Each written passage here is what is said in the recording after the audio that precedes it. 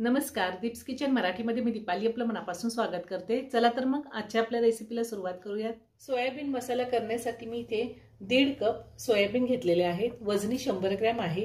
2 medium साइजचे कांदे उभे काप देऊन कट करून घेतलेत। 5 चमचे दही घेतलेला आहे। दही आंबट घ्यायचं नाहीये। 7 ते 8 लसणाच्या पाकळ्या घेतल्यात। अर्धा इंच आलं, एक हिरवी मिरची कट करून घेतलेली आहे आणि अर्धा चमचा आले लसणाची पेस्ट घेतली। 1 चमचा कसुरी मेथी, अर्धा चमचा जिरे घेतलेत, 2 लवंगा, 2 मिरी, 1 दालचिनीचा तुकडा, 2 हिरवी विलायची आणि 1 तमालपत्र घेतले। थोडी कोथिंबीर बारीक चिरून घेतलेली, चवीनुसार मीठ लागणार। आणि पावडर मसाल्यामध्ये 1 चमचा काश्मीरी लाल मिरची पावडर घेतली, 1 चमचा रेग्युलर लाल तिखट घेतलेला आहे, 1 चमचा धने पावडर, अर्धा चमचा गरम मसाला, अर्धा चमचा जिरा पावडर, हळद घेतली अर्धा चमचा। तिखटाचं प्रमाण तुम्ही तुमच्या आवडीनुसार कमी किंवा जास्त घेऊ शकता। सगळ्यात आधी आपण हे सोयाबीन भिजवून घेऊयात गरम पाण्यामध्ये। मी पाणी गरम करून घेतलेलं आहे। आता हे सोयाबीन आपण गरम पाण्यामध्ये भिजवून घेऊया। साधारण आपल्याला 10 ते 15 मिनिटं सोयाबीन गरम पाण्यामध्ये भिजवून घ्यायचे। आता मी झाकून ठेवते। सोयाबीन भिजतायत तोपर्यंत आपण मसाल्याची तयारी करून घेऊया, वाटण तयार करून घेऊया। मी पॅन घेतलाय, पॅन मध्ये तेल घालते। 2 चमचे तेल घातले। तेल गरम झालंय। आता ह्यामध्ये आपल्याला कांदा चांगला लाल होईपर्यंत तळून घ्यायचा आहे। थोडं तेल जास्तच घातलेलं आहे म्हणजे कांदा व्यवस्थित तळला जातो। कांदा मी लाल होईपर्यंत चांगला परतून घेणार आहे। कांद्याचा रंग चेंज झालाय, कांदा छान लाल झालेला आहे। आता मी तो काढून घेते।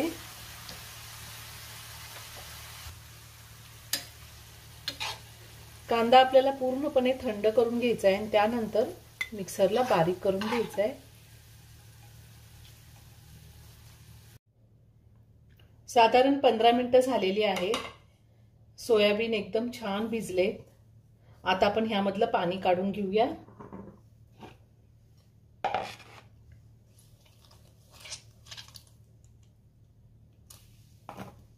पूर्ण पाणी काढून घ्यायचे सोयाबीन मधलं।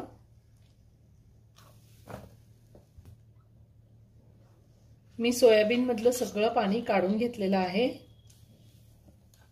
मी गॅसवर कढई ठेवली आणि ज्या तेलामध्ये कांदा तळला होता तेच तेल मी कढईमध्ये टाकले। आता तेलामध्ये मी सोया चंक्स छान लाल होईपर्यंत परतून घेणार आहे। चांगला गोल्डन ब्राऊन रंग येईपर्यंत आपल्याला परतून घ्यायचे। साधारण 3 ते 4 मिनिटं मी सोया चंक्स तेलावरती परतून घेतलेले आहे। छान गोल्डन ब्राऊन रंग आलेला आहे। आता मी ते काढून घेते। सोया चंक्स थंड झालेले आहेत। आता आपण त्यामध्ये दही घालूया। दही आपल्याला जास्त आंबट घ्यायचं नाही आणि मी हे दही फेटून घेतलेलं आहे। आलं लसणाची पेस्ट घालायची आहे। आपण वाटणामध्ये सुद्धा आलं लसूण वापरलेलं आहे। कसुरी मेथी, काश्मीरी लाल मिरची पावडर, रेग्युलर लाल तिखट आहे, धने पावडर, गरम मसाला, जिरा पावडर आणि हळद हे सुद्धा मी आत्ताच घालणार आहे। आणि चवीनुसार मीठ घालायचे। आता मी थोडंच मीठ घालणार आहे आणि हे सगळं हाताने व्यवस्थित मिक्स करून घ्यायचे। आपल्याला सोयाबीन मॅरिनेट करून घ्यायचे। साधारण 10 मिनिटं मी सोयाबीन झाकून ठेवणार आहे। त्यानंतर आपण भाजी करूया। सोयाबीनना सगळे पावडर मसाले आणि दही लावून घेतलेला आहे। आता जोपर्यंत सोयाबीन मॅरिनेट होतंय तोपर्यंत आपण वाटण तयार करून घेऊयात। मी मिक्सरचं भांडं घेतलंय, त्यामध्ये हा तळलेला कांदा घालूया।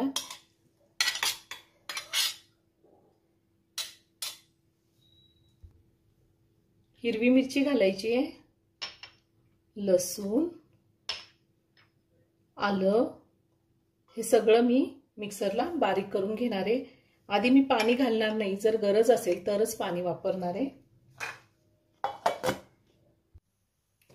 वाटण मी वाटून घेतलेलं आहे। अगदी थोडं पाणी घालून कांद्याचं वाटण मी वाटून घेतलेले। आता आपण भाजी करूया।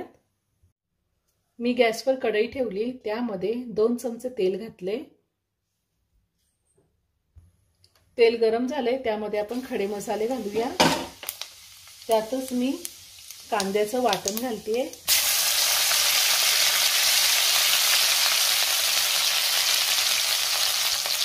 कांद्याचं वाटण मी 2 मिनिटं चांगलं परतून घेणार आहे। आपण जास्त पाणी घातलेलं नाहीये, त्यामुळे ते पटकन परतून होईल।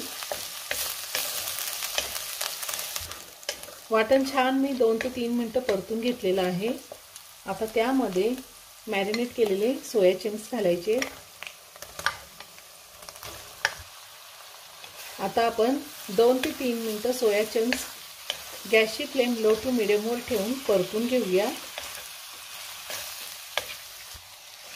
2 ते 3 मिनिटं मी व्यवस्थित परतून घेतलेलं आहे। आता आपण त्यामध्ये गरम पाणी घालूयात। पाणी आपल्याला गरमच घालायचंय।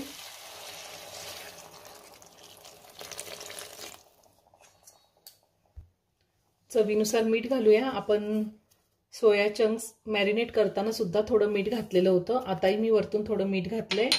आता पुन्हा एकदा व्यवस्थित मिक्स करून घेऊया।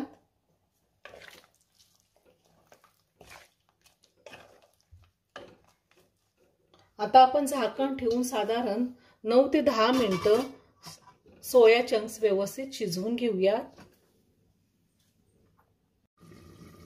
10 मिनिटं झालेली आहे। आपली भाजी तयार करून झाली आहे, खूप छान झाली आहे।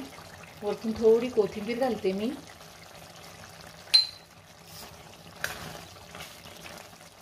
आणि एका प्लेटमध्ये काढून घेते।